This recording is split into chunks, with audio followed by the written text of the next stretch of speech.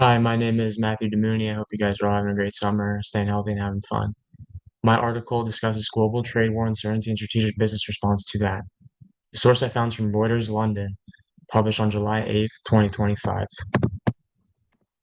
Article summary.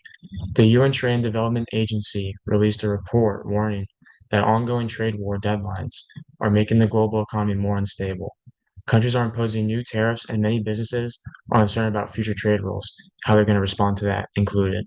This uncertainty of the future is slowing down global trade as a whole and making it harder for companies to plan ahead for what decisions to make. Global trade in goods is expected to shrink by 0.2% in 2025, reversing recent growth. This is not good. Chapter 3 Relationship.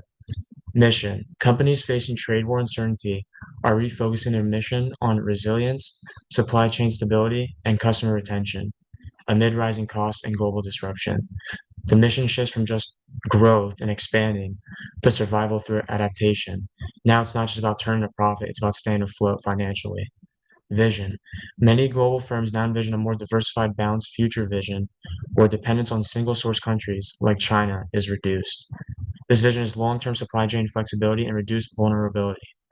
Geographic diversification, shifting production from high tariff zones to other countries, for example, Vietnam and Mexico. Vertical integration, bringing parts of the supply chain in-house to reduce the external risk. Contract flexibility, renegotiating supplier contracts to allow faster pivoting.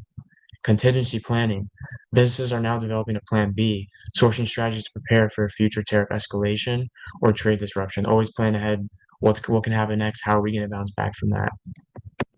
Chapter 6 Relationship. Imports. Due to rising tariffs, companies are reducing imports from targeted countries, especially China, raising costs and forcing product shortages in some sectors. This affects absolutely every type of product an individual can want or need. Exports.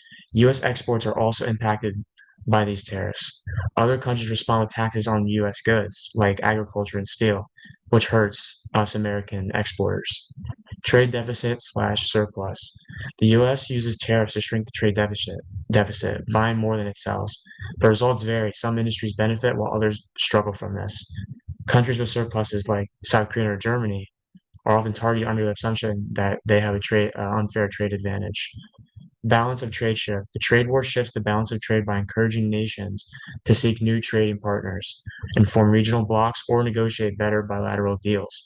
For example, countries may turn to local or regional sourcing to avoid the US or Chinese tariffs. Summary of what I've learned.